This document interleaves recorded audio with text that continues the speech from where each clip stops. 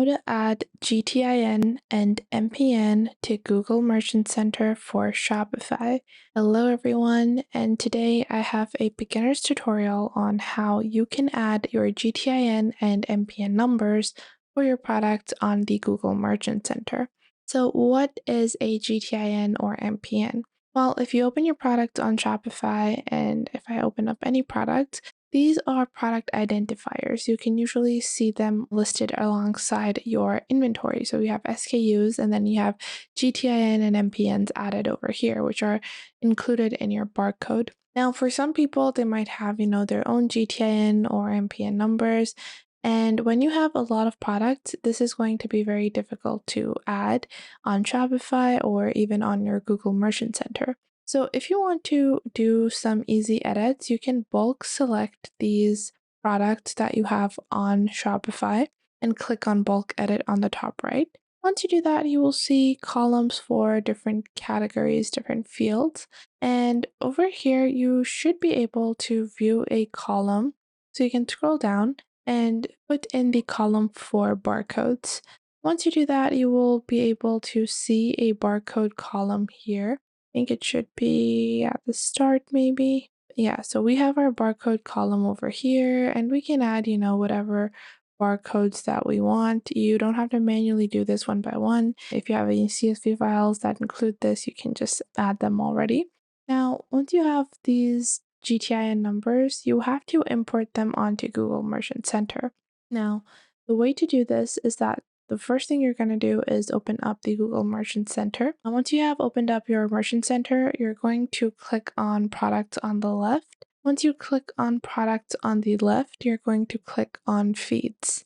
Once you click on Feeds, you are going to scroll down and you see the section called Supplemental Feeds. So you're going to click on Add Supplemental Feed, and you have 4 different methods from here. So you can choose your supplemental feed name, and you have different options on how you want to connect your feed data to the Merchant Center. If you want to add a Google Sheet, if you want to have a scheduled fetch, which means that it will host a file on your website that contains the data, and fetch for any updates. So if you've linked your Shopify store, this is automatically going to fetch for updates. Then you can upload. So you can keep a file on your computer that contains the data and regularly just upload it through your account.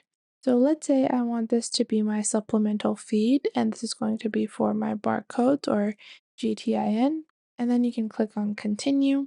After that, you can register a Google spreadsheet. You can create a existing, select data from an existing one or generate a new one. Click on continue, choose your language over here, and then select your feed label and click on create feed. And then you're just going to log on to your account over here. Click on continue. And once you have completed these steps, you are just going to put in the values of your data. So on the bottom, now you have your GTIN feed. Now, what happens if you don't have these GTIN or MPN numbers? Because I didn't have any barcode numbers for my product. A lot of times when you are dropshipping, you might not have any barcode numbers. Well, in that particular situation, you want to delete the option for additional data in your product on your Google Merchant Center.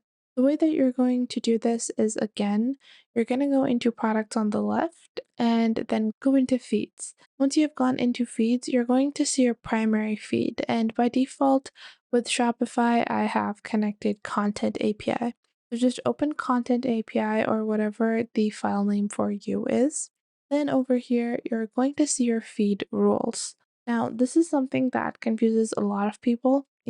It's very unnatural the way that this is structured, but you guys can see this is my default file for the GTIN, and I can click on add source and I can add take from, and I can select a type, so GTIN, then I can click on OK, and then we can, add these values. But if we want to remove our MPN or GTIN numbers, you're going to click on this plus icon over here, and you're going to select possessed attributes, and then you're going to scroll down and you are going to search for information or We're going to scroll down and you have the option, or I'm just going to have to look at the option. Yeah, so you have the option of product detail over here. So you're going to click on product detail. And once you click on product detail, you're going to select your condition. So when the primary feed and the supplemental feed is this, then you have a group attribute. So you're going to add this as no field. So within the product or within the product detail, first I would have to remove, the pre-existing attribute that I added. So I would have to go back into products and then I'll have to go back into feeds. Then I would have to remove my secondary feed that I have just created. I'm going to have to delink this from Content API as well, like so. And you guys can see this is the rule. And we're going to go back. Yeah, we're going to save everything and then go back, discard that, and then we can remove our field and then, discard those barcode or MPN numbers. And that is how you can add GTIN or MPN fields.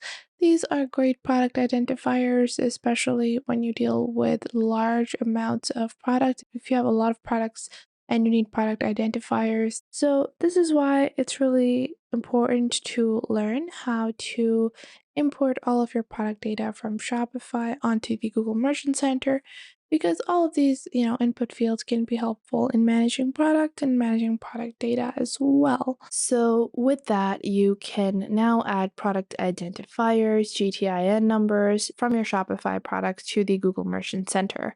Now, the Google Merchant Center is not only a easy way to add your products for retail onto Google Ads, but you can do a lot more with the Google Merchant Center. And if you learn the logistics of the Google Merchant Center, you can do a lot more, including things like tracking analytics. And if you go into analytics on the left on Google Merchant Center, you can see things like a summary of your product, as well as a link to your online store. You can also generate some important reports, such as reports for the clicks and conversions that you're getting for each individual product that you're selling on the Merchant Center. Now, if you want to generate reports, you can go onto Analytics on the left and then click on Create Report over here. Once you click on Create Report, you have a current experimental feature provided by the Google Merchant Center, which allows you to use generative AI to create a report. So you can describe the type of report you're looking to generate.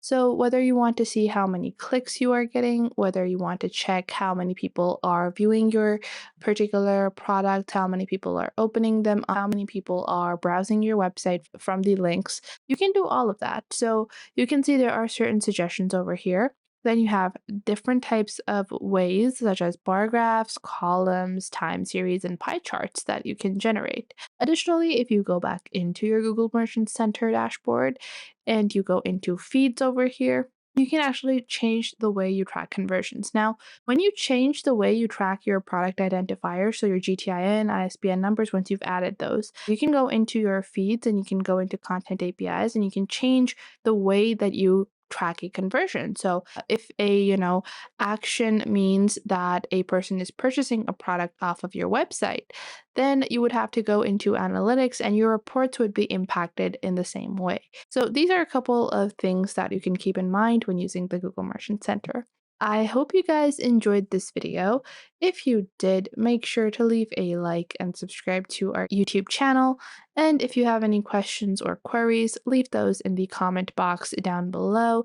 I would love to know what you guys have to say.